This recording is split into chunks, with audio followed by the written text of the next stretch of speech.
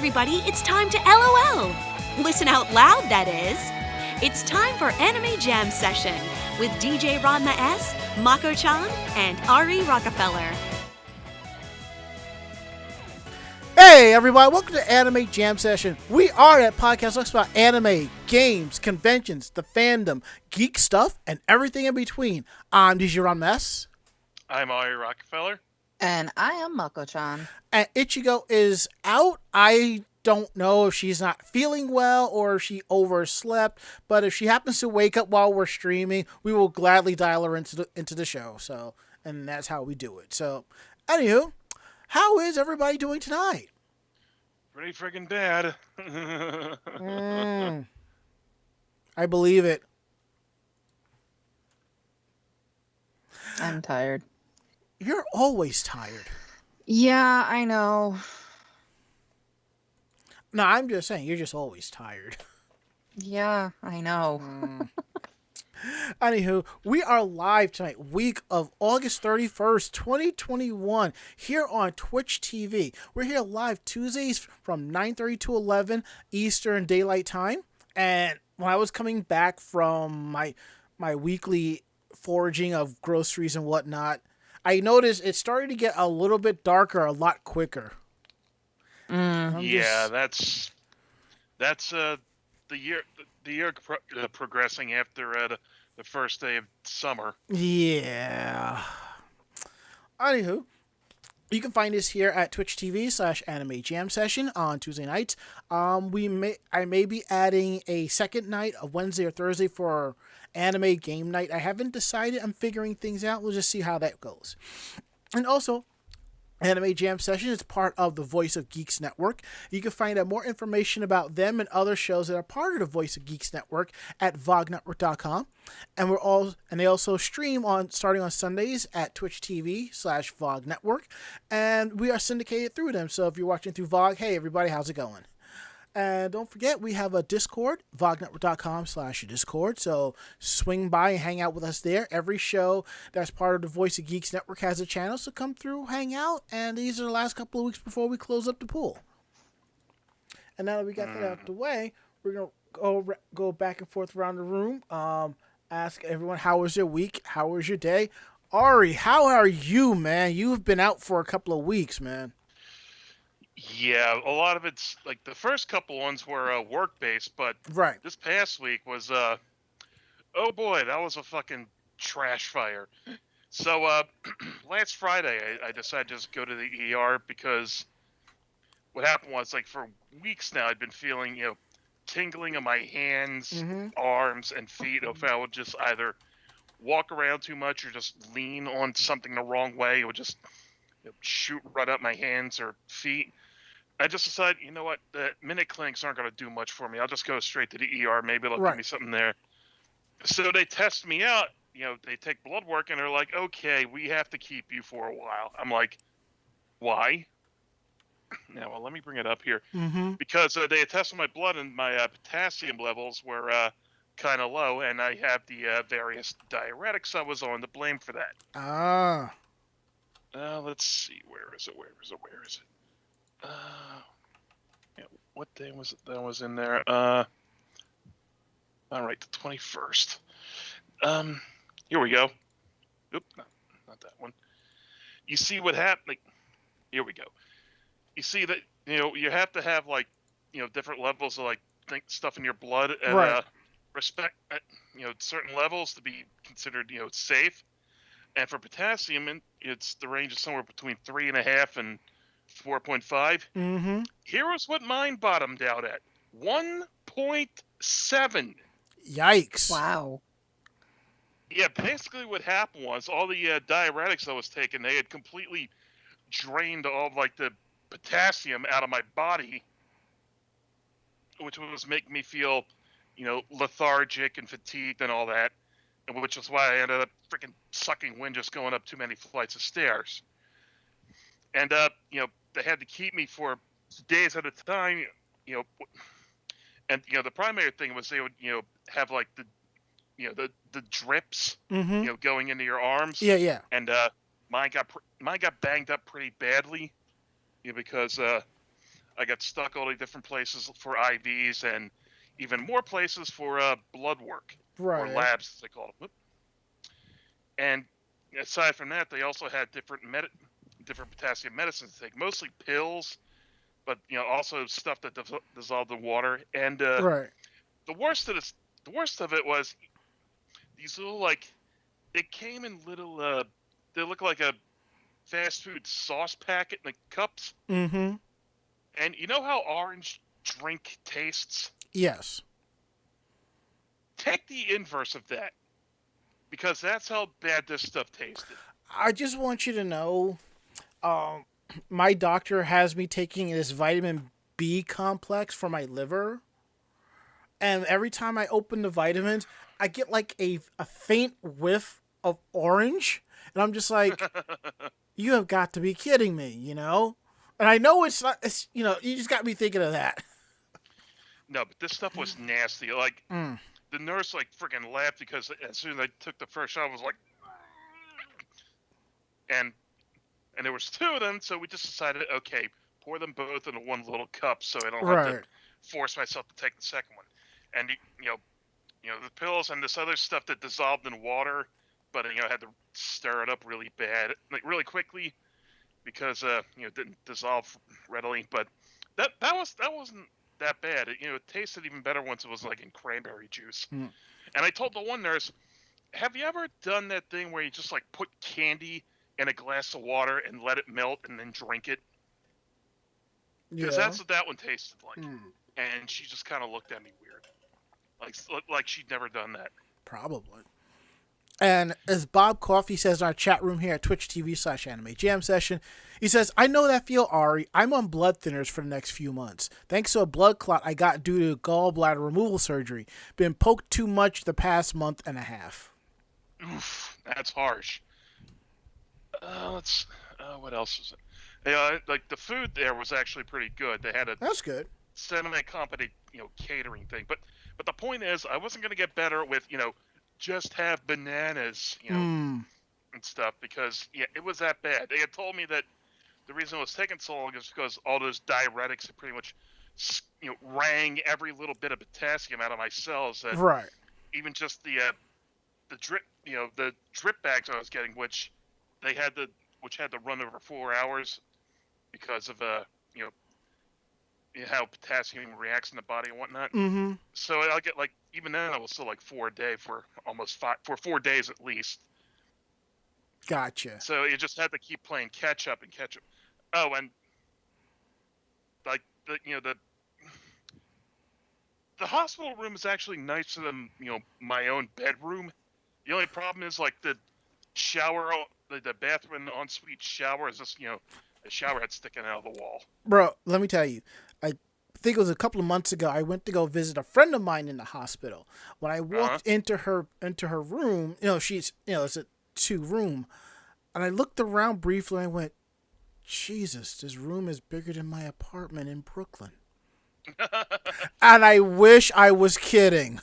I wish. I've seen your Yeah. place. Mm-hmm.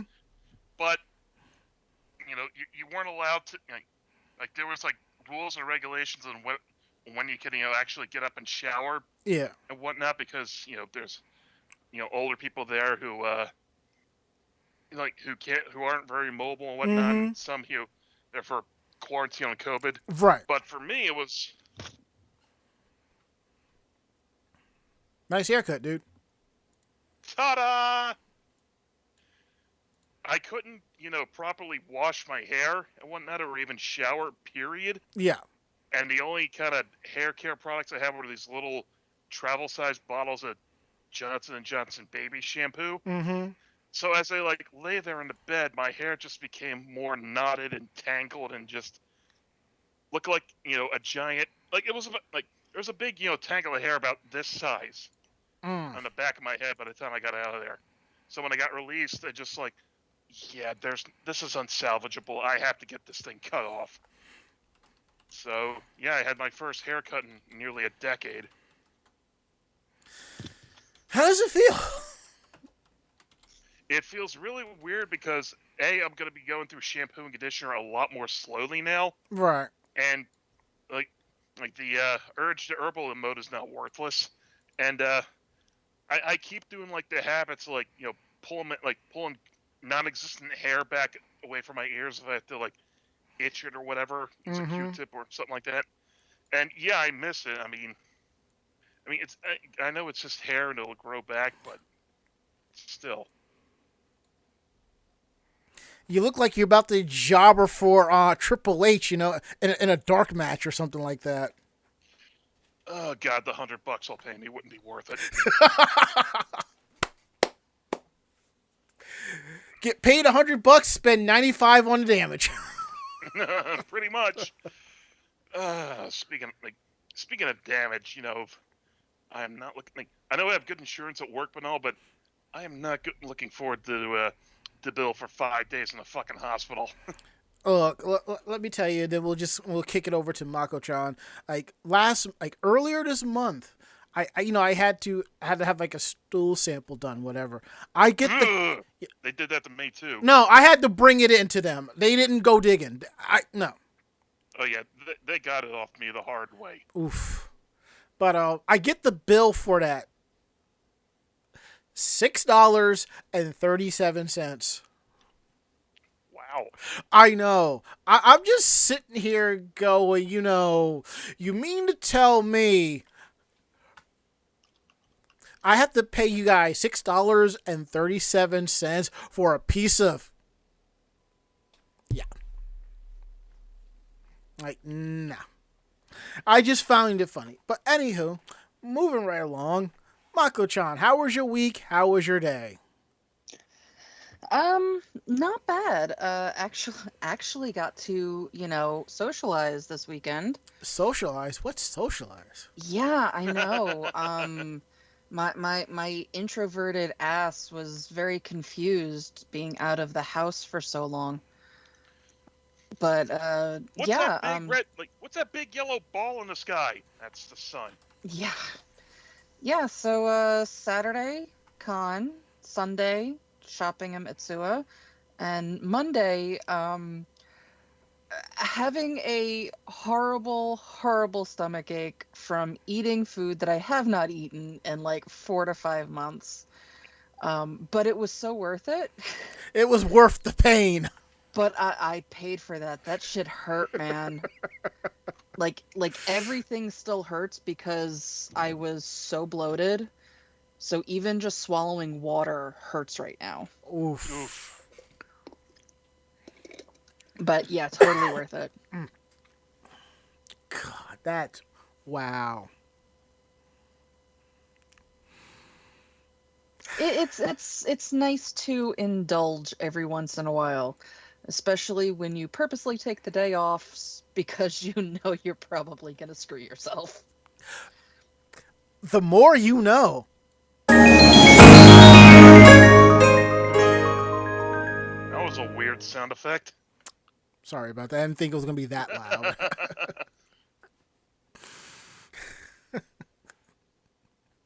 I might actually blew out Mako-chan's left ear. Yeah, no, I'm all right. Okay, good. But yeah, shopping trip went well. I weird thing is I love socks. I've always had an affinity with socks. Mm-hmm. Anything geeky.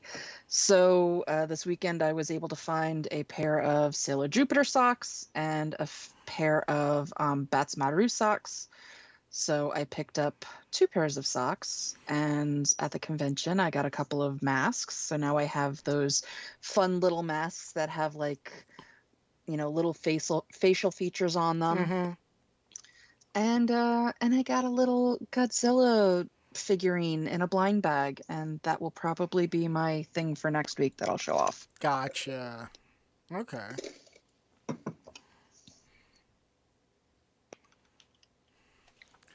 All right, so my weekend day has been basically the same as Mako's, except that, just getting things done. And we went to this convention, which we will talk about, later on in the show, and I went along for the Mitsuya trip.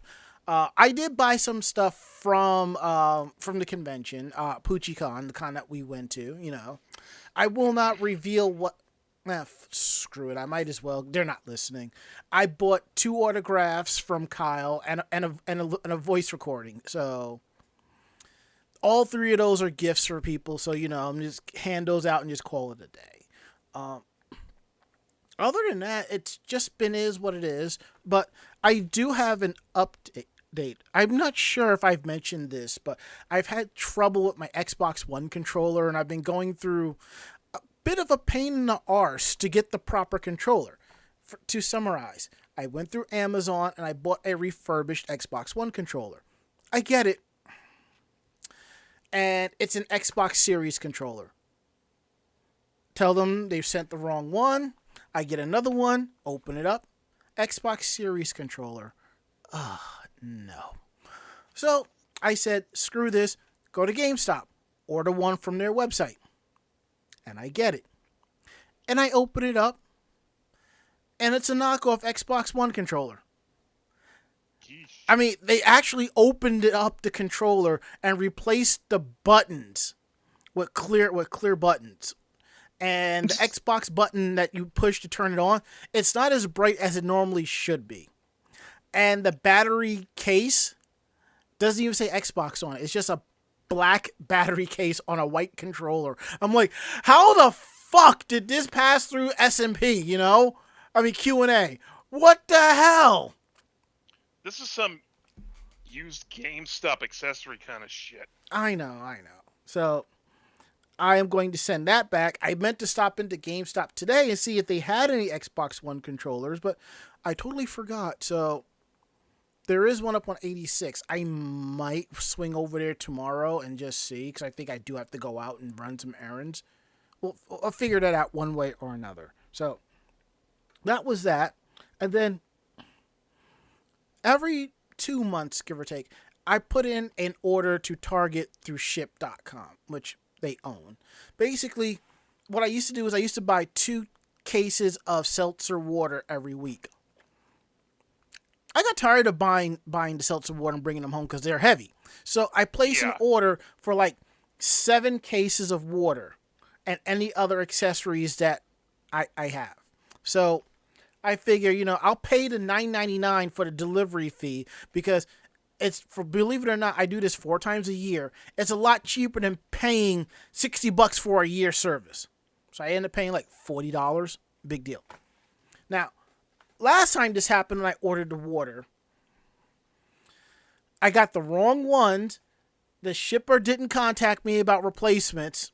I contact Target, file a complaint, and my order was refunded. Okay. Place an order I placed the order yesterday. I get a text saying like 2 of the waters I want weren't in stock. So I'm like, according to the website, they had it. Oh, well, get me these instead. And I get the delivery. Actually, I didn't get the delivery. I get the notification that my products, my merch was delivered. And generally with like Shipped and like Uber Eats and all that, when they deliver your stuff, you get a text notification and a picture of where it's delivered, so you know where to look. So I'm laying in bed watching TV and I get the text, and I get it on my watch. So sometimes on the watch you don't get the picture, or if you do, or in this case I think I got the picture but I wasn't paying attention. So I go outside. I don't see the stuff at the top of my stairs. So I go to the front of the house. I didn't see anything over there either. I turn back around and I start walking, and I'm just like, don't tell me. Now, if you've been to my house, for those of you who have not been to my house, there is a walkway between two houses. And I always tell people the stairs going down on the left, because the stairs going down on the right is to the house next door.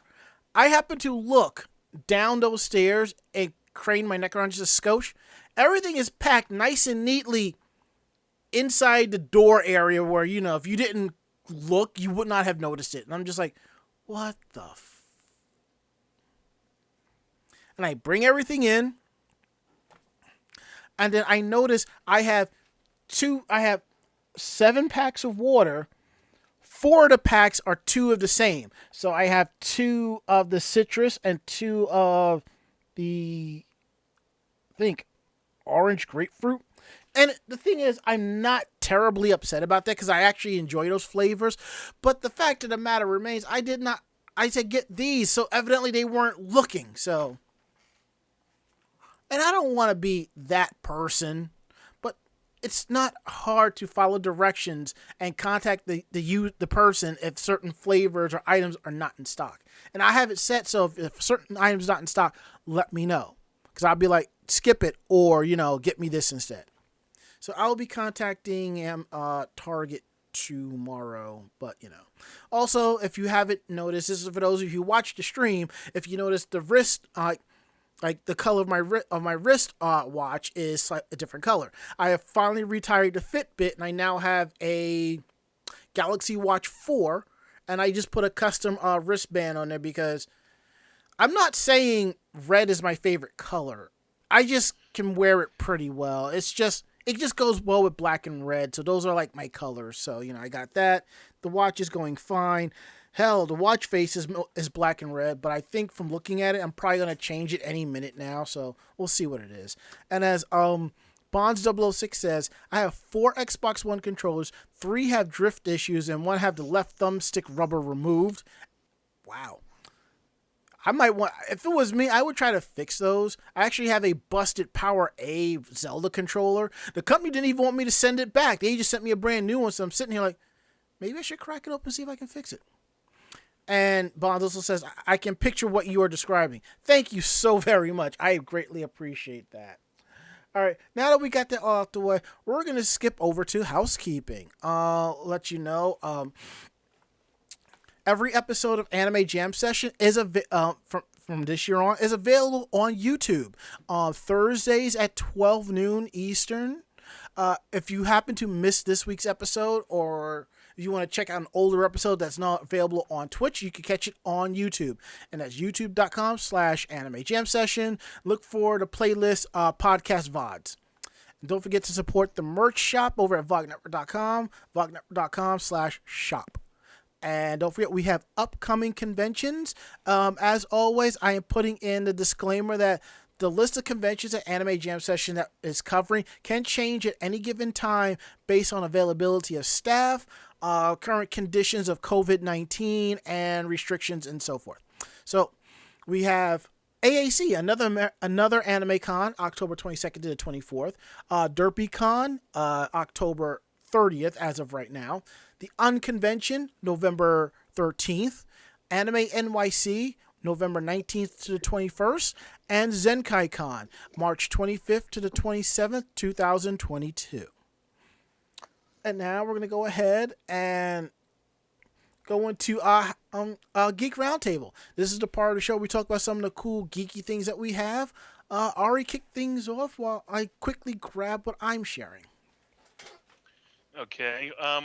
Well, I finally, I had ordered this a long time ago, months ago, and it finally, got here. But this was, weeks ago before my little hiatus, as it were. But look at this. Oh, nice. It's for the Switch, but it's still in the shrink wrap, so I haven't opened it yet. But see, if it was me, since I'm just saying, if I had gotten it for PlayStation 4, I'd still keep it in the shrink wrap because I already have a digital copy. Even though there's I other don't cool have a digital copy of it, so oh, okay. There's that. I still just looking for the right time to play it, I guess. I get that.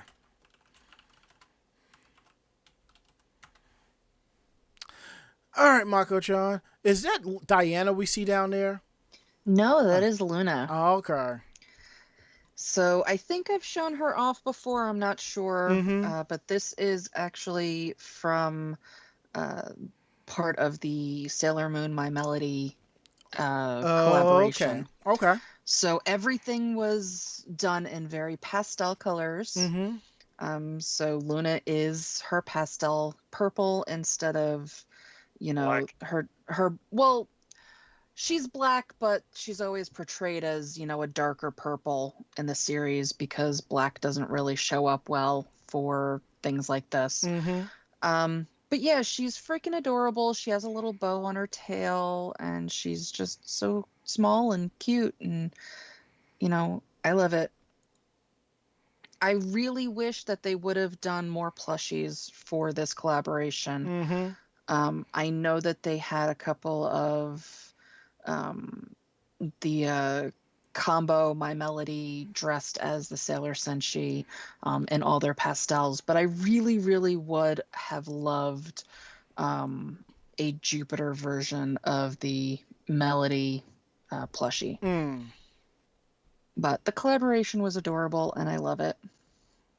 That's nice. And as one of our staffers here was hanging out in the chat, Chocola, she's like, I love that collab so much. And I'm looking at him like, that looks like, I'm like, that's either Diana or like a baby Luna. It's just how... That was my other guess. Yeah. Baby Luna. Yep, no, it's just the whole collection is pastels and cute, and so she's actually supposed to be more Sanrio looking than, so that's why she's, all kind of chibi and cute, and it's adorable. All right, so I was going to show off something that I ordered off of Hot Topic, which reminds me, I just saw their ad for a bunch of pops that are coming out later this year that I need to pre-order only because the price is dirt fucking cheap. But I was going to show that off, but since Ichigo was the one that pointed it out to me, I will wait till she's on the show, hopefully next week. And then I'm like, you know what? I got something cool in the mail as a Kickstarter. I'll show that off. But I'm going to hold off on that. Yeah, because I realized I have stuff here that I could probably go another month and a half, to share. But I got something from one of our staffers, Chocola, a little gift, and I popped it open, and I'm not showing both items off because I'm saving that one for like somewhere down the line. But I have this adorable Super Sailor Venus bow tie pin. Aww. Trying to properly adjust it so you can see it in the light.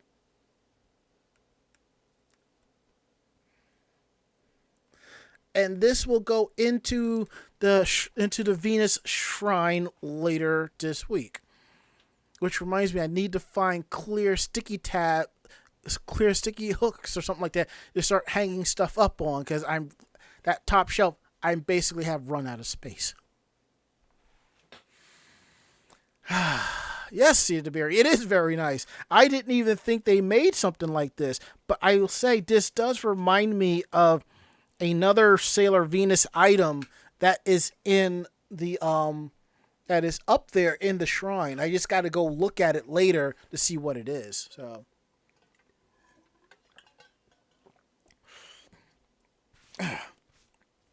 Spilling water all over me.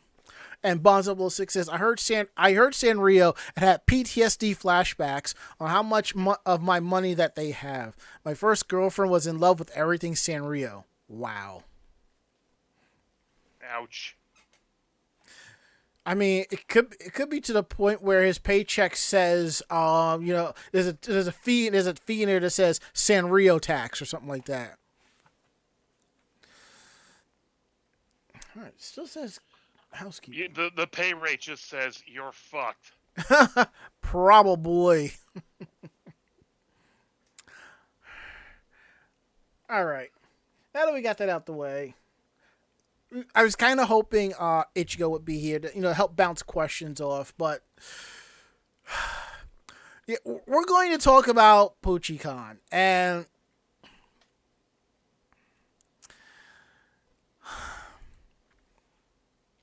you guys sound pained.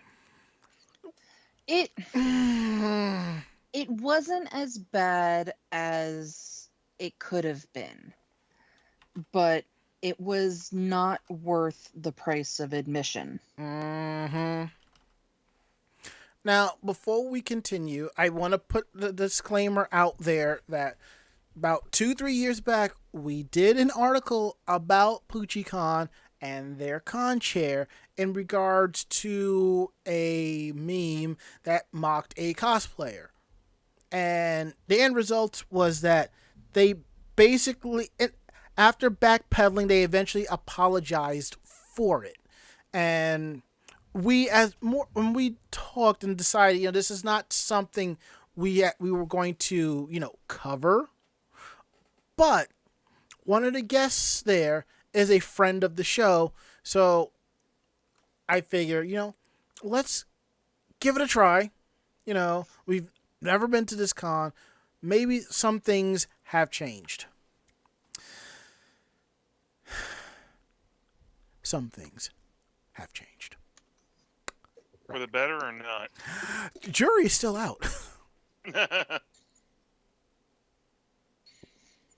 Yeah, I was not impressed. Neither was I. Marco, you want to go first, or shall I go first? I'll talk a little bit. Okay. So, when we got there, now I live in Jersey. I'm about, a little bit more than an hour away from AC, which is where the convention was. So, by the time we got everything together, got up, stopped for food, we got to the convention, got to the registration table at about 1:30. Now this convention is it only opened at what, 10? Yes, 10. So it's only been going for 3 hours at this point. They had already run out of Saturday badges. So and I don't know when they ran out because, obviously we weren't there, but they ended up having to give everybody little wristbands that said Saturday on them. I'm going to go grab mine. Oh boy. So, I mean, at that point, you know that you're having a convention. You know at least how many people are pre-regging. You would think that you would then purchase more badges to cover the people that are at least pre-regging. So yeah, it was, 1:30 by the time we got there and they were giving out wristbands. So wonderful for that. The second thing is basically after that, nobody checked for anything. You could get into the dealer's area without really being checked. I don't know about most of the panel rooms, but I don't think most of the panel rooms really cared at that point. So it's not like they were checking badges. Yeah, I think I lost mine. It's somewhere in this house. Now, I'll tell you a quick thing. There was a convention that we covered some time back, BurrowCon. What they did for the con the following year, they had excess badges from the prior year. They just slapped a brand new label on it and handed it out. That's innovative. I like that. Well, that's because they bought too many badges and nobody showed up for the convention. That is true. But also, what PuchiCon could have done was print up a bunch of labels that said Saturday, because they still had a ton of weekend badges left. Now, granted, they may actually be for people, which I've come to find out that they did run out of weekend badges, which I'm kind of shocked about. But still, I'm saying get a slapped Saturday on it and just ran it over with packing tape and you're golden. Yeah, so I think my biggest grief over the whole thing is that there was absolutely nothing being done for pandemic safety. They were not making sure that people were wearing their masks. They didn't care. They weren't making sure that people were being socially distanced. They didn't care. The con staff itself was in regular street clothes and no marking on them to show who they were. So trying to actually find staffers at all was hit and miss. The signage sucked. What signage? Well, yeah, they drew on some paper and put it up in some places, and that was basically their signage. Wait, hold it, stop. You Mhm. saw signage? The voice actors. The voice Oh actors. yeah, That was they had the only sign in the entire place. They had was in a corner where where some of the voice actors were doing their autographs, and it was just a couple of pieces of paper taped together, and then very thickly in pen, not even in marker, in pen, said voice actors. yes. If you This is remember, this is some really low rent shit they got going. don't rent high rise, And y'all. this is a second year convention in AC. I don't remember they were. I know they've been around for at least 3 years, but Yeah, but last year doesn't count. So, but I mean, if you are having a big enough convention that you are renting out space in one of the hotels, and I mean, there's no casino in there anymore because they either lost their license, the Showboat. They either lost their license or weren't making enough money, but they got rid of all of the gambling stuff in there. Really, And at the Showboat? yeah. yeah. And Wow, now I haven't it's been there in a long now time. basically that area is used for conventions. So a lot of the conventions, I know a bunch of the horror conventions go there. Yep. I know a lot of the anime conventions will go in there. And so there's, it's not like there's something there for, adults to do anymore. But at the same time, it's like, at least have a little bit of class. It reminded me of how a bunch of, school anime conventions are. There's very, not very well run. It's just it's you don't expect that with the price of admission. Right.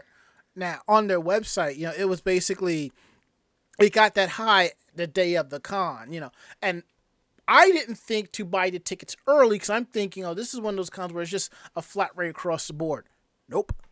But also, what's interesting is, now to go back to the whole mask mandate, as it says on New Jersey's website, it says face masks are no longer required in most outdoor and indoor settings. Social distancing, masking, and other safety measures are still required in high-risk areas such as healthcare, public transportation, childcare, correctional, homeless shelters.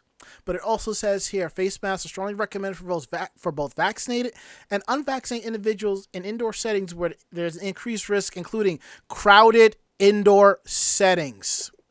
Indoor settings involving activities with close contact with others who may not be fully vaccinated. Conventions kind of fit that description.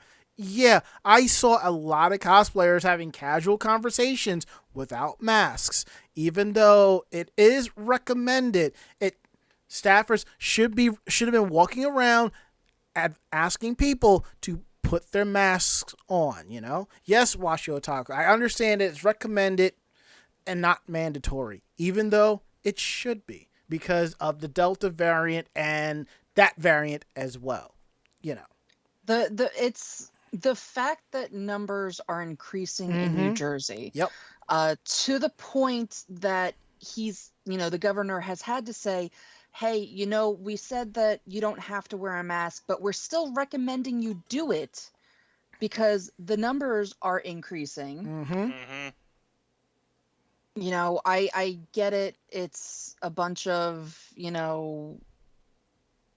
people going to a convention and they're not really giving a crap. Right. But this is why I have no desire to go to conventions. Literally the only reason why I went to this convention was to go hang out and say hi to Kyle, who I haven't seen in years. Other than that, other than actually going and saying hello to him, I sat in an area as far away from people as I could because I don't trust you fuckers. Yeah. I mean, honestly, the con could have said they could have put signs around asking, please wear your masks, whenever possible throughout the place. That I would have been okay with. I would have been perfectly okay with that. Now, Now here is something. Right after we got our badges, the people running the registration desk thought we were trying to jump behind the registration desk. What? Ari, here's the thing. Right behind the registration desk is the stairs into the dealer's hall. I don't like the way you put the quotes on the end of that. Well, It was because the dealer's hall was basically nothing but artist alley. yes, there was nobody selling anime. There was nobody selling manga. It was mostly homemade, fan-made stuff and booty shorts. Geeky booty shorts. The fact that one guy was on the floor with his t-shirts displayed on the floor because there was no table for him spoke so strongly of where this convention was. In terms of, what the fuckery.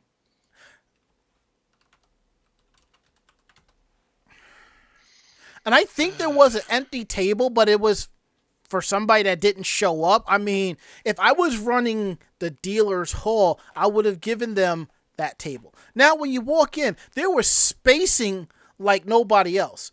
For example, if you've been in Otacon's, if you've been to Otacon in DC, how spaced out it was like that. But I want you to imagine in your head about,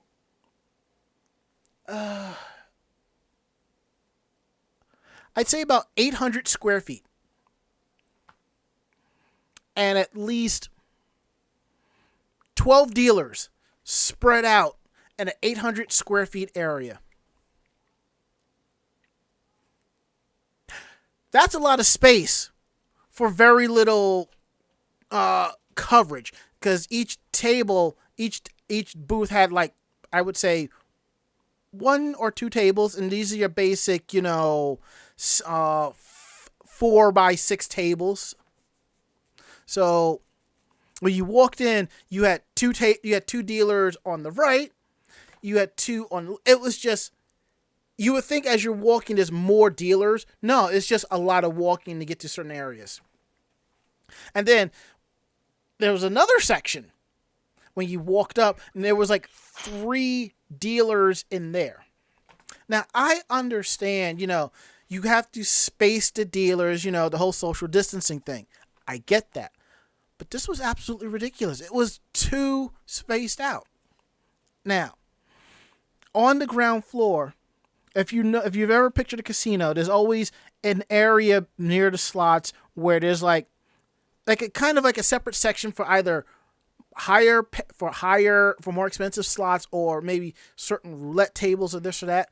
And there was 2 of those sections there. One of the sections was the cosplay craftsmanship check-in and the judging, and the other side was a panel room. Now, we talked about this when we covered J1Con. The only difference is that the dealer's hall there was packed. So doing a panel in that open space is very hard because no one can really hear you. In this case, if you walked into the area, even though it's open air, you can actually hear people and hear what's going on. So that wasn't so bad. Now, you go upstairs to the second floor, and there's 2 panel rooms up there. I think there was a total of 3. I only did 2. I walked into one which was the main events, the Bourbon Hall, the Bourbon Room, where I was watching D&D Sluggers perform. Sunshine Stars, a up-and-coming Love Live group, and The Masquerade. All right, so there was, yeah. Okay, so there was 3 rooms. The 4th one is the staff room. You don't go in there, but everybody was over in the other areas. Now, it was a lot nicer. It was a lot quieter up there. Honestly, the way it was, what should have been done was either that back open area should have been a panel location and moved everybody towards the main area of the dealer's hall, or just put everybody upstairs on the second floor for the panels. Because if you're looking at from looking at this map here, it's not that hard. It's not that hard to figure out. I'm going to actually try to post a picture of the map so you can see exactly what I'm talking about here. All right. Nope.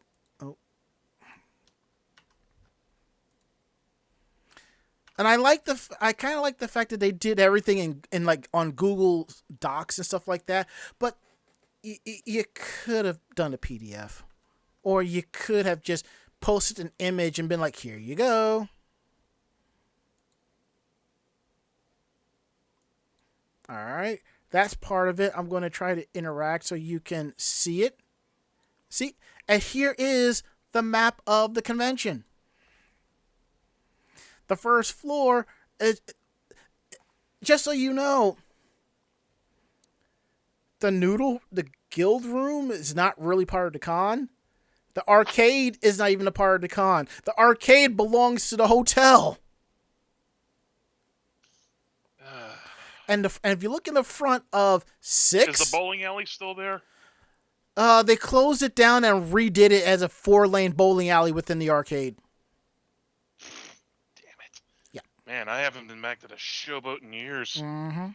That's why I remember, like, as a teenager and stuff, like in like the mid '90s. You know, my dad would my dad's league would get invited to like special, you know, bowling functions at the Showboat, and I would go down with him because I bowled, B, he would give me money to go in the arcade to keep me out of sight for the night, and then C, we would end up just eating at the buffet anyways. That was a lot of fun. That's cool. Miss those days, kind of. Yeah. And as you can see, right where it says 6, that's the entrance, like, from the top. That's the entrance, you know, to go in. And where they thought we were trying to step behind the registration desk. And as you can see upstairs, there are a couple of other rooms up that they could have done to move, you know, to move, everything upstairs. Actually, if I'm also double checking, I can't believe they have 5 listed as the con floor, but that's just a separate section. Actually, 5, what they're talking about is the walkway. It's the hallway to other stuff, you know? I'm sorry. This map is a real hot mess. It really is. Yeah, it's really bad. And I think 7 is like where the other panel rooms are. Good. Oh, God. Were the panels any good at least? Let me tell you something. You know how they have the convention has like the voice actor panel where they have them read certain words and stuff like that, you know, and their voices. They had that. And it turned into an anime version of Whose Line Is It Anyway?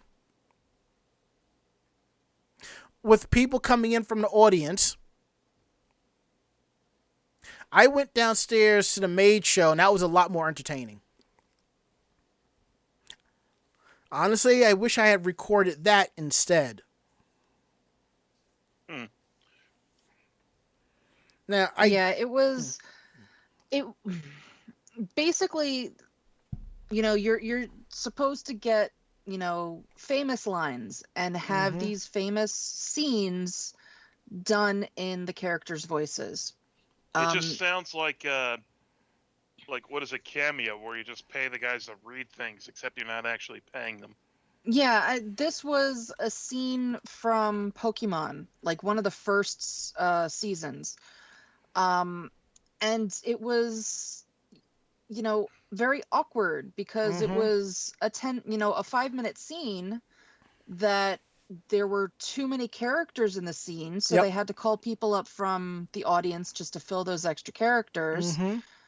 And instead of doing, you know, oh, hey, we finished this one, here's a new script, here's a new scene, they did the scene 3 times. Oh, God. Having the voice actors switch out their roles, switch out the characters. Well, put them at the same roles. Well, given Now, one thing is understandable that the person hosting the panel didn't show up and they had a staffer to cover at the last minute.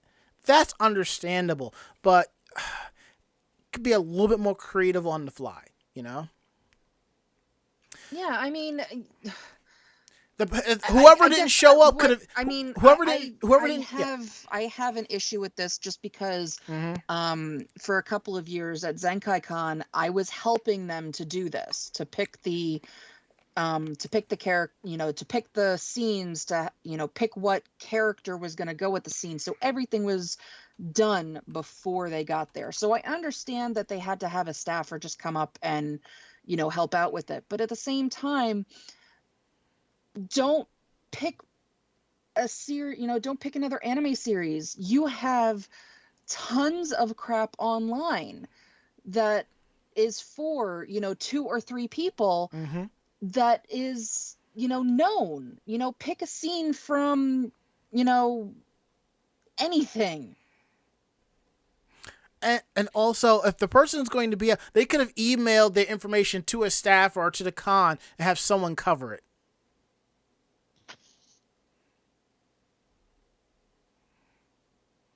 So I mean, I'm all for them coming up with things last minute. Yeah. But the way it was done, like, you could tell that the voice actors were kind of feeling awkward up there. Mm-hmm. Which you don't want to have your guests on stage in front of everybody feeling awkward. In a way, I'm kind of glad Kyle kind of wasn't there for this. Yeah. And as Sia DeBeery says, sorry, the planning sounds like it was pretty darn bad. Don't apologize for this, Cluster F. Please don't. Now, I can understand year 1. Year 2. After that, there really is no excuse. Especially if you're doing 2 cons a year. Yes, PuchiCon does a June show and an August show. Yeah.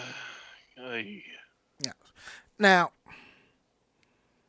I recorded The Masquerade. It was nice. It was slightly different. There were 3 skits. They were all Love Live. And 17 walk-ons. Thankfully, every single walk-on was craftsmanship judged. And it went to someone in Best in Show. Which is a first. Which is understandable. They gave out the skit award. And I'm sorry. If I am running a masquerade and I only get like 3 to 4 entries, I'm giving every one of those skits an award. I don't care. I would just be like first, second, third, judge's choice. I would have done it just like that. I don't think there was any excuse, not to give the other 2 entries an award. And my one question is, now I'm not trying to dog a cosplayer. No, I'm not. But the person that got the Best in Show said that they made their own Genshin Impact cosplay. And I'm sitting here going, people are making their own Genshin Impact cosplays? I see every day cosplayers buying them off of Wish or AliExpress. Same company. Same thing. And just wearing it for a few cons, putting it up in one of the groups for trade or sell, and I'm just like, kind of sort of side-eyeing. Granted, and I feel the same way about Love Live. It's like your whole group is doing this cosplay. Next convention, you're in a different cosplay. Granted, me and Mako actually know people who have made their own Love Live costumes and or modified them. It's understandable, but it just kind of raises the question. And if she actually made this herself, then I give her all the power in the world. She's an amazing cosplayer. I'm just worried how, with the sheer number of cosplayers buying stuff, that they're trying to pass it off as their own. And this has been going on since the late 90s. Some shit never changes. No, it never does. Now, what I find also interesting, like, I think when I purchased our tickets for the con, there was a brief information piece about COVID practices, but nothing like that on the website itself for the convention. And it looks like they actually fixed up some of the stuff for the con, because I didn't know Lauren Lando was a guest there. I happened to go to the site now for information, and there's her picture. I'm just like, where was this? And Bonzo06 says, Ron would give him a trade secret, the dirty, dirty secrets. Yes, God damn it, I am. I've been doing this for 20 fucking years, all right? I'm spilling all the tea, God damn it. Speaking of which, I have tea right here. Nice. Don't spill that. But I will say, this is not the first time I have been to a mediocre as such convention. And I understand. Yeah. And I understand why people are going. We're stuck in a pandemic. The cons we want to go to have been canceled or postponed. So we end up going to other conventions, you know. We need to get it fixed somehow. Exactly. Now, ow. Still fucking banged up from all the needles. Other half-ass conventions, okay, I should say half-ass, mediocre cons I have been to. Springfest. DerpyCon. And I think that's the only two. I will say, as haphazard as this convention is, it actually ranks higher than DerpyCon's first year.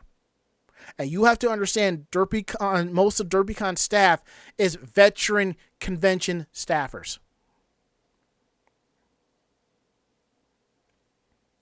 I personally feel the way this con was ran, it was like it had to be an either strictly as a cash cow or as a retaliation convention.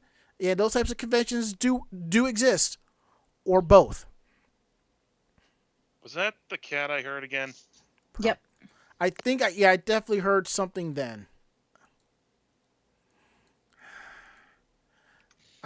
He's telling me that I'm not paying enough attention to him. Well, that's always the case.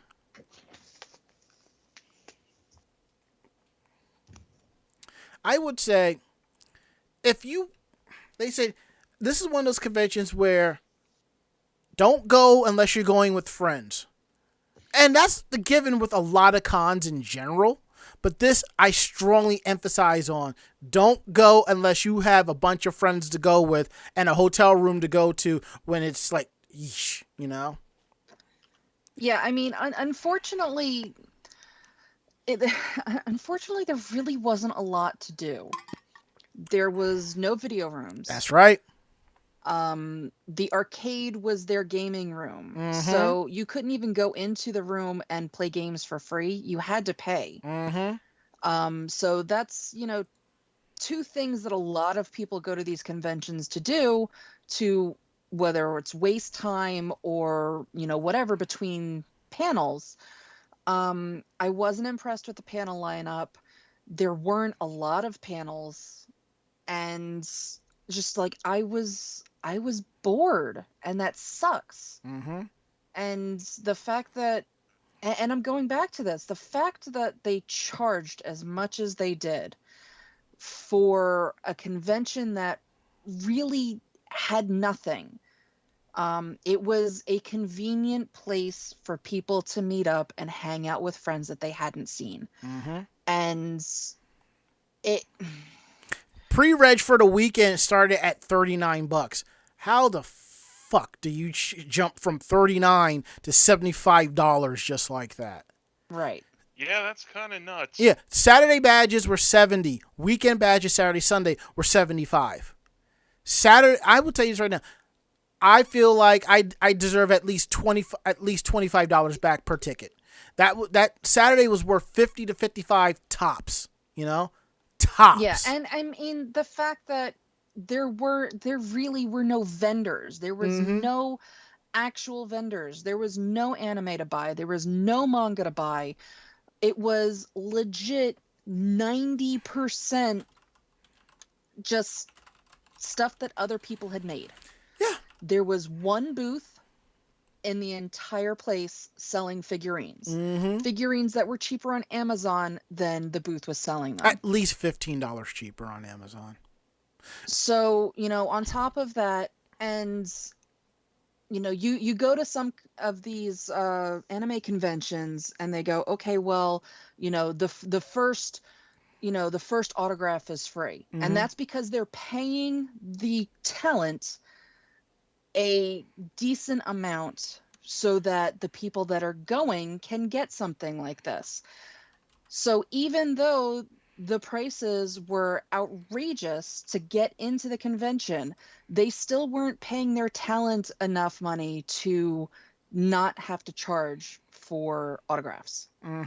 Now, just to tack onto that, that's going to be an event. That's going to be a trend with some anime conventions. You'll notice some anime cons will have tons of guests, but you have to pay for the autographs. Whereas And some, I'm perfect. yeah, I'm I'm cool with that. okay with that. I'm cool with that. I do not mind dropping, $10, $20, $30 for an autograph that I really want, for somebody to sign my pop figures. I don't mind that at all. But when you were charging somebody $70 to get into your convention, and then you're turning around and making your talent have to also earn their own money, that there's a disconnect there.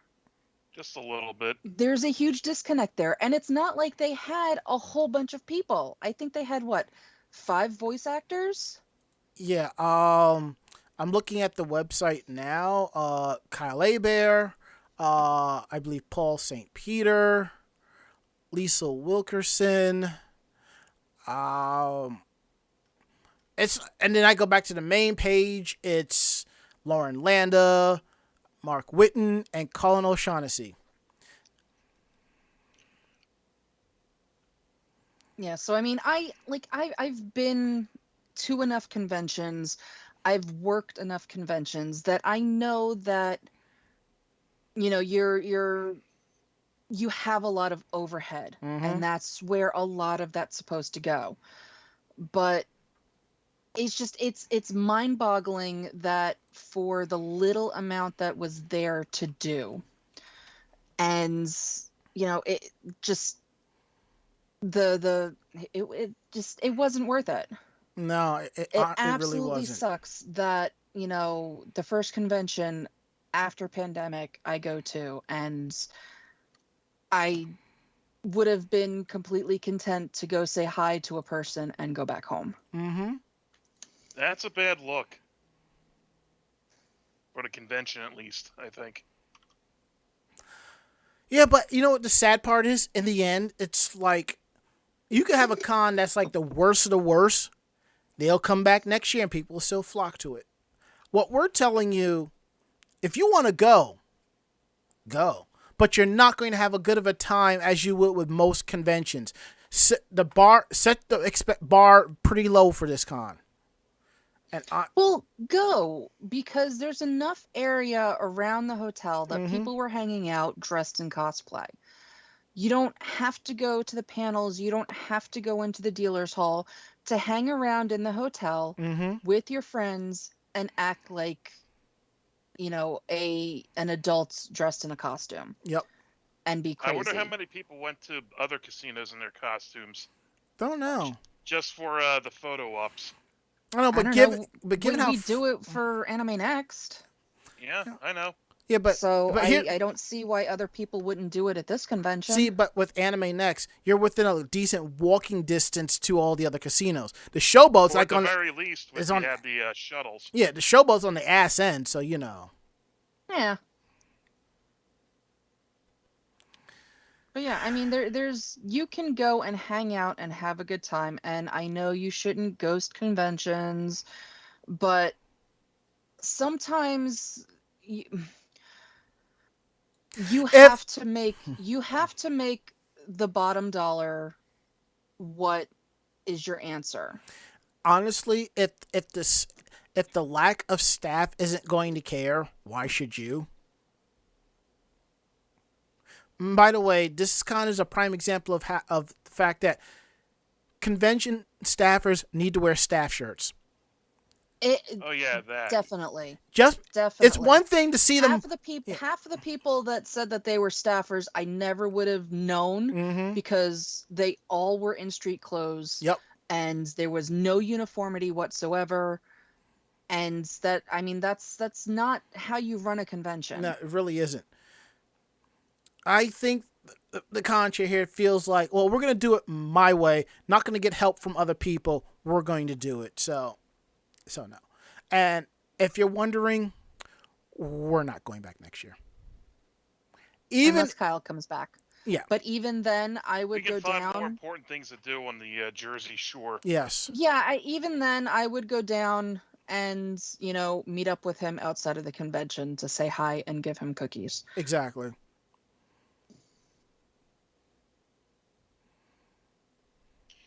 So I'm guessing I didn't miss a whole lot by staying home and recuperating. No. You being home at recuperating was a lot more enjoyable than this. A nap would have been a lot more enjoyable. Yeah.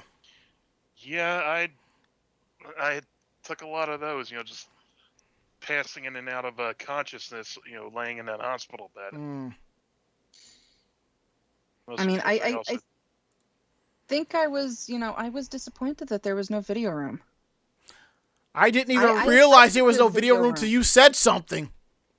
I like a good video room. And look, I mean that I'm biased because I was video head for so long. I like a good video room, and it's so easy to contact Crunchyroll and say, hey, I'm running this convention, can I use you to stream? And they go, yeah. And then you have a room with Crunchyroll. You can do the same thing with Funimation and just stream anime for people that are sitting in a freaking room. Yep. That's all it takes. We probably could have just, gone down to Ocean City and spent the day, schlepping up and down the boardwalk. Yeah. And by the way, even if you do it, I would have loved to do that. Even if you're doing it streaming, you don't have to be in the room. You can set the computer for remote access. Someone can be like, okay, it's 2:00. Go remote into the machine, to the computer, pull up this title, let it run for 2 hours. Whatever. Not hard.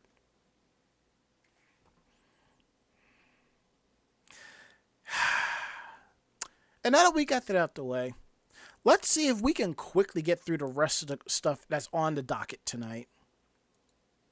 I haven't even pulled that up. Whoops. I honestly did not think it would go this long. I really didn't. So, as you can... all right, so we're going to talk quickly about Cowboy Bebop. I was really hyped and excited, about this. So, basically, the screenshots are out. So, we're going to go ahead and give y'all the business on that. Okay, now that's really nice. What is it? Oh, that. Mm-hmm. Yeah. Netflix announced on Monday that there's it's live action Cowboy Bebop anime. There actually is no need to read that. So yeah, we're just going to run right through this real quick. So yeah. You can start on the second one. Yes. Since the first one is just pictures. Mm-hmm. So we can show the pictures as Ari is going over the controversy of everybody bitching. Yeah, and I'll just say, I understand why they're bitching. And for those of you who don't know, that's Faye Valentine. The fans are bitching about it. First things first, when there's a live action adaptation, expect changes. Yeah. I'm not too fond, but I like it. I like it. Yeah, please.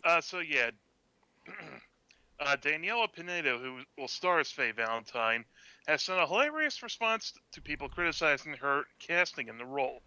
The show, which will premiere this fall, is a reworking of the legendary anime that premiered in 1997. Holy shit, I feel old. It only has a 26-episode run. The sci-fi western telling the story of a group of spacefaring bounty hunters in the year 2071 is credited with helping popularize the anime art form with the Western audiences. The new show is hotly anticipated by fans, but of course, any adaptation of a beloved property is put under a microscope by people looking for any deviation from the source material.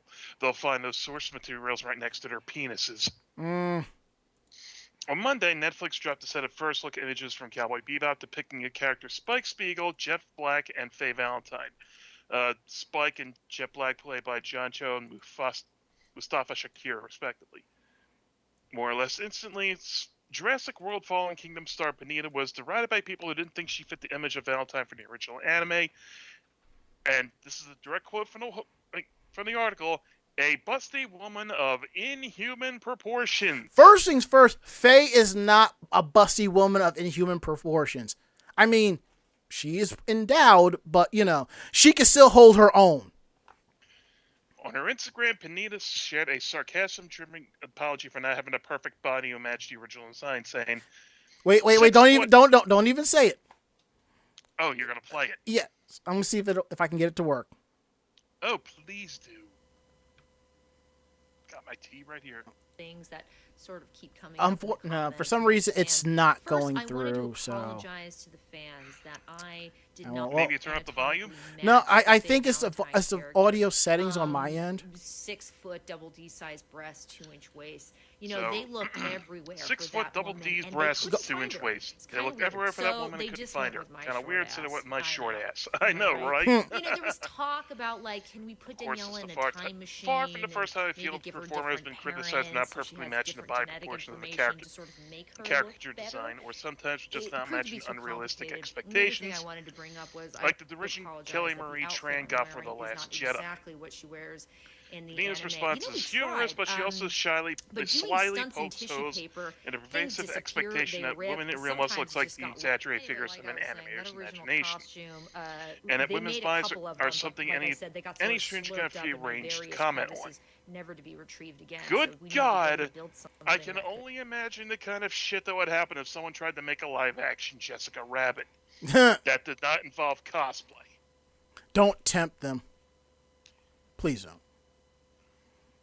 Well, if I'm gonna tempt them, I'm gonna dig a nice big pit trap before that. With spikes, with sharpened sticks on the bottom of it. Put landmines, catapult traps, that sort of thing. Mm-hmm. And let the trolls take themselves out for me. Sounds good. Yeah, also the catapult traps sound off the Wilhelm scream when they're activated. So I'm perfectly okay with that. All right, I need to fix the whole audio thing. I'll probably play around with that later this week. But we have some convention updates real quick. Wonder Festival 2021 has been canceled due to rising COVID cases. So basically, it was supposed to happen on September 20th, but it's basically not happening at all. They are tickets are available. I mean, you can get a refund through the general public from the local convenience stores where you got your tickets.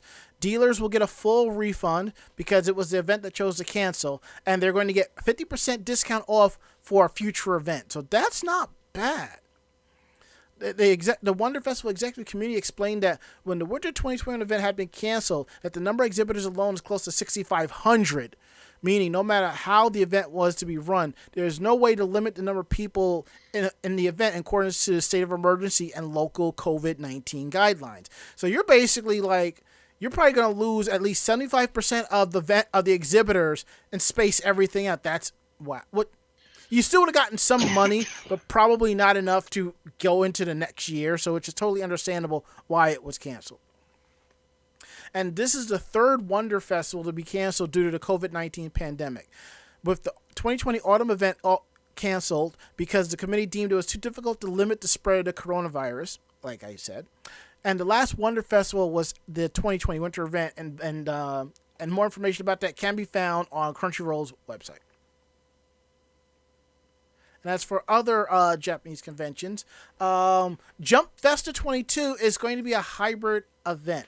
As it was said in the 38th issue of Shueisha's Weekly Shonen Jump magazine, it's going to be a hybrid event and going to be held, that we know of, in December of this year. The event will feature the return of the Jump Festa Island experience via a special smartphone app, although Shueisha stated that it will power up the experience this year. The app will again stream some of the stage presentations from the event, which is really cool. The physical party event will be held at Makuhari Messe in Chiba, with tickets available via lottery with attendance limited. The magazine stated the situation regarding the physical event is subject to change due to the new corona disease pandemic. Last year, Jump Festa 21 was held as an online-only event in December 19th and 20th. Shueisha usually hosts the events in Tokyo each year, as the event features booths, game demos, stage presentations for popular Shueisha franchises.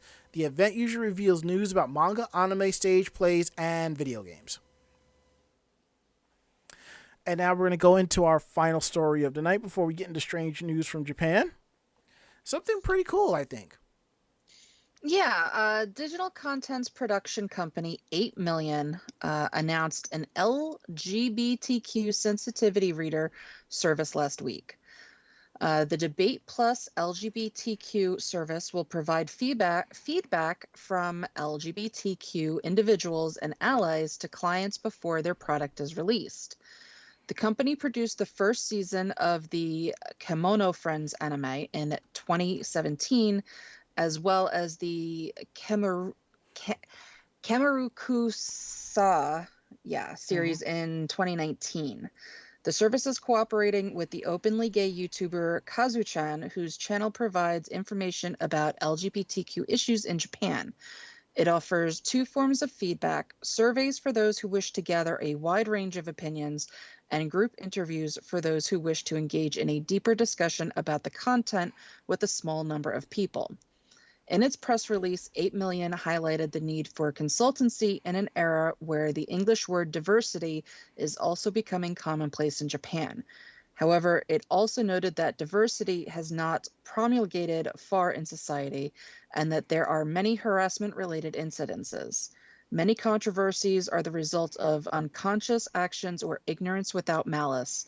Therefore, checks performed internally on the production side may not catch potential issues. 8 Million has accordingly created a service to help bridge the knowledge gap. 8 Million will moderate on an online seminar with the theme How to Approach Marketing in a Diverse Society on August 30th, which was yesterday. So not for nothing, that is really cool that there's a company out there willing to basically look into all of this for you and help people to see if they are actually being as diverse as they could be without causing issues. Trying to help them be more diverse, I think that's really cool. Very good.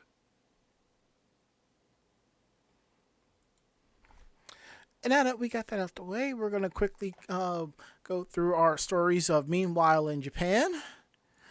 And let's see what we got here. Oh boy.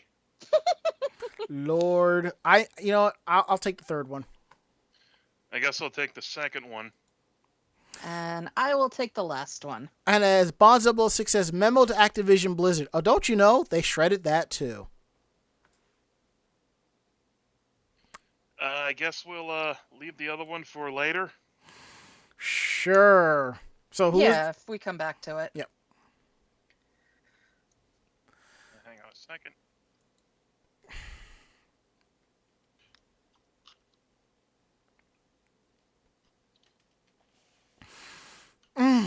Well, now. There, I don't know how to type for a second there. Don't worry about it. Penis fencing takes over Japanese Twitter. What have I gotten myself into? And the theme makes the most amount of sense. Reactions come hard and fast. Why did they put that in bold?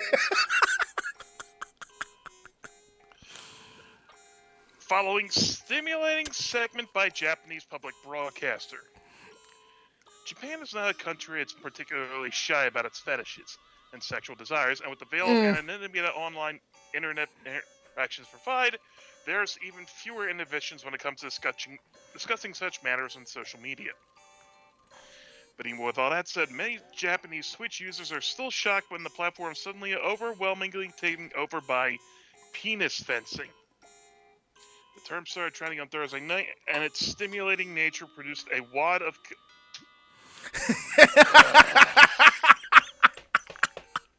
Man. The guy writing this must have had a friggin' field day. Why is penis fencing showing up in my recommended tweets? I've been sitting here laughing at penis fencing trending for 10 minutes straight. I'm at work now, but I can't get it out of my head. I feel like all I've been talking about for the last 12 hours is penis fencing. Your first instinct may be to assume that penis fencing is a genre of historical era boys love manga, or some other dynamic kink from a subset of the otaku fujoshi community. Wait. At that point, that's when the entire staff turned and looked at Mako-chan. What?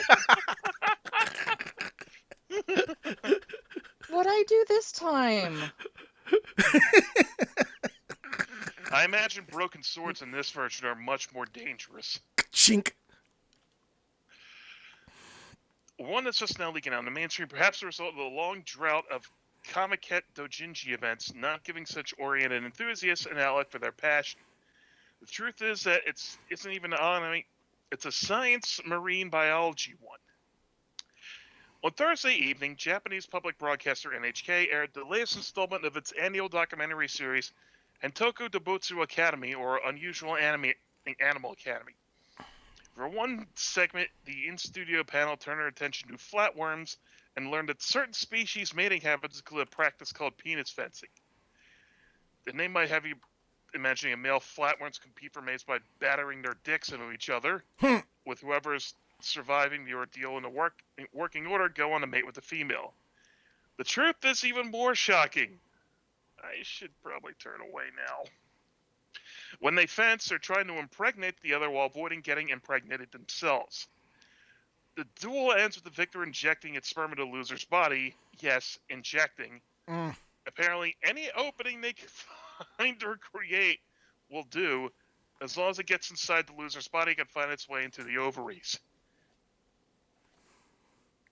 Of course, no matter how deep your respect for science and the majesty of nature are, it's impossible to not see the humor in the term penis fencing, which in Japanese is pronounced penis of fencingu, being bandied about by Japan's most respected television station. And Japanese Twitter users continue pleasuring themselves with jokes long after the broadcast ended. Flatworms are so BL, not sure what that means. I get the feeling that now that the term is out there, we're going to see some unique things online. It's definitely going to be a hentai manga term after this. Don't give them any ideas. Too late. I would totally watch penis fencing as an Olympic event. Oh, God, there's this one echelon of jokes that just put itself right into my lap, but I can't honestly say it without looking like a total ass.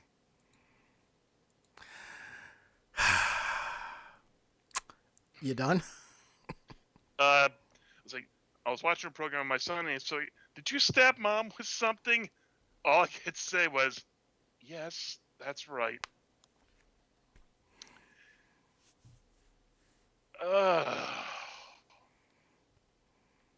I don't have enough alcohol for this. Well, as the saying goes, any port in a storm will do. God damn it.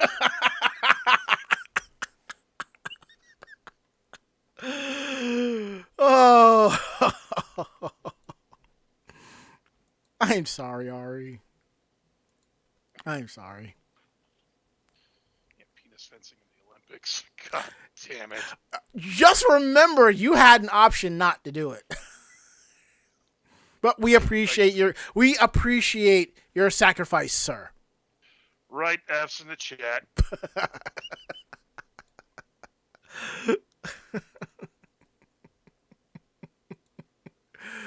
Oh, God. I'd play taps if I had it. But anywho, next up, we're going to talk about an Osaka man that was arrested for smearing poo on a teen's backpack. God. Relatively tame compared to what we just went through. And right now, Mako-chan is humming the theme of the Great and Mighty Pooh. So, anywho, at about 8:40 on July 29th, a 17-year-old young woman was walking through the streets of Sueda City, Osaka Prefecture, where she began to notice an odd and horrible smell. After walking some more, it began to feel as if the smell was following her, so she stopped and checked her backpack. To her horror, there were streaks of what happened to be human poo smeared on it, and she went straight to the police. It hadn't been reported exactly how the authorities managed to track the offender down, but about a month later, they arrested a 24-year-old man who lives in Osaka City for assault and damage to property.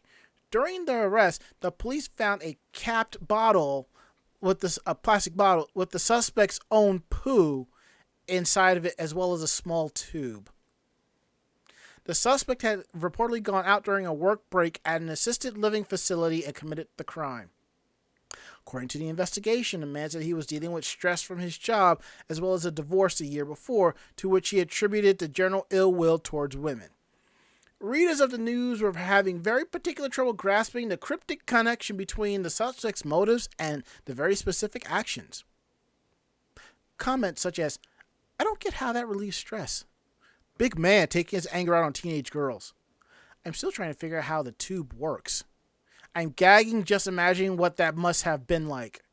How did he get it in the bottle?"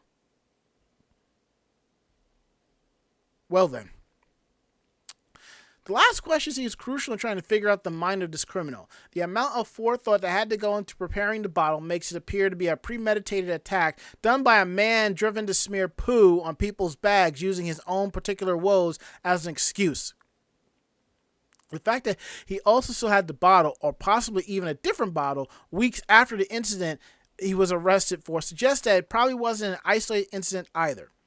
We can only be thankful that his activities were put to an end swiftly. Jesus. What a shithead. That's just turtable.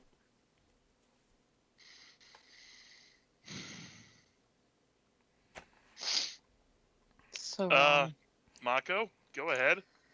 Before So she rips wrong. another one. what was that? Before she rips another one. Yeah, no. Yeah, this is how I feel right now. Here is a bag of knives. Ching.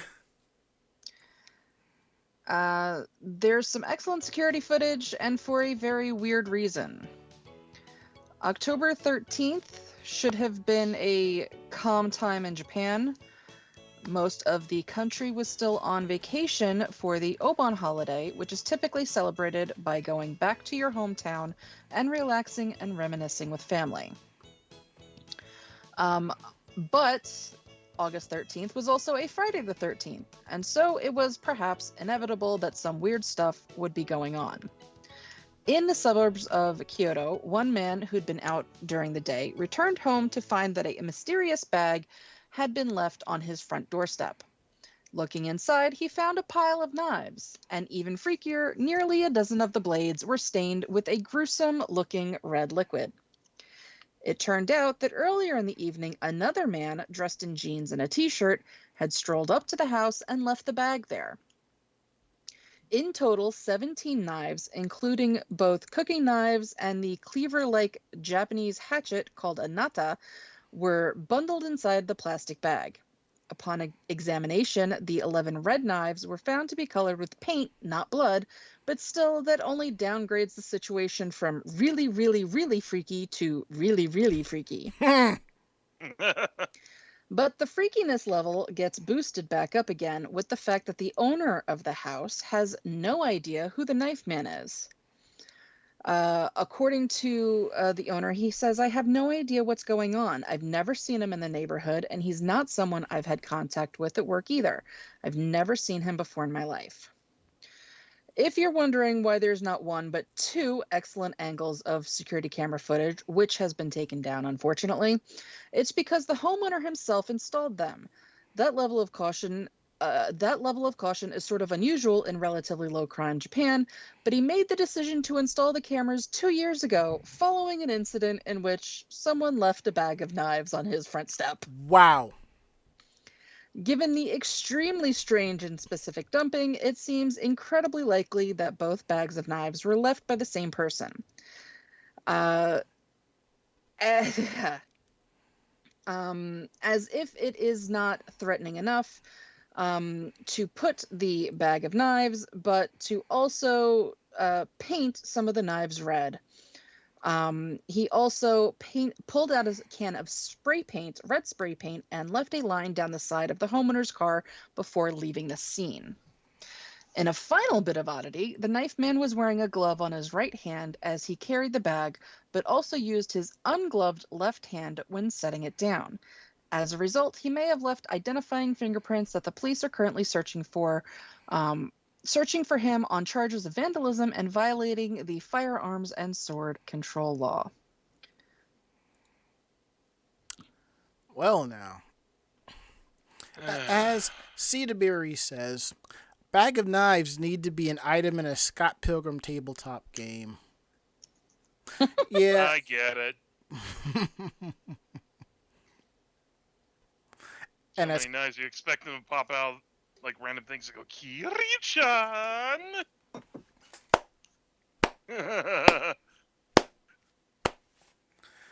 And on that note, I think we are done here. I think we're absolutely done. Yeah. Mm-hmm. Shall I close up shop? Yes. Please do.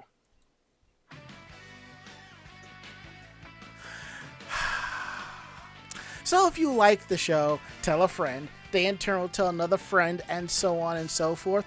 We're independent bloggers, independent podcasters, and we tell it like it is, as you obviously saw. If you have any questions about the show, drop us a line at podcast@animejamsession.com. Again, that is podcast@animejamsession.com. We're here to believe you.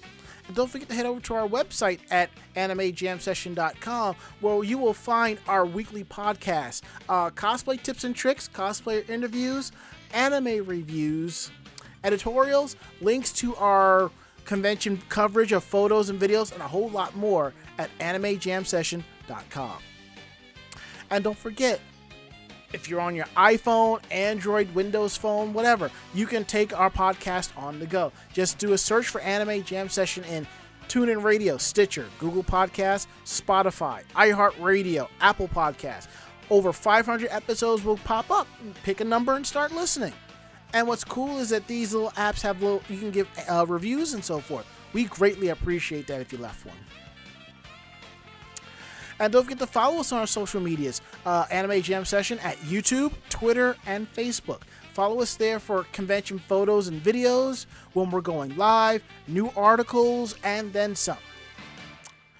Let's see what else we have here. And don't forget our tip jar. If you like what we do, you can throw us bits. You can go to our Ko-Fi and our Streamlabs link and give us a few dollars. We'd really appreciate that. And the auto hosting goes a long way. So we're going to go around the room. Last words, Ari. It feels so good to be back. Back in the old hot seat. Mako-chan? I'm looking forward to having another 3-day weekend. My last words is, got a couple of animes to watch and fresh tub of ice cream. Well, that is it. End of list. We'll be back next week with a brand new episode. And hope Itchy will be back. We'll have the whole crew together. It'll be fun. So I'm Ranma. I'm Ari. And I am Mako-chan. Great fight, great night. See you next week. Good night, everybody. Night. Say goodnight, Mako-chan. Good night, Mako-chan. That is perfect. Excellent. We'll be back next week. We're out of here.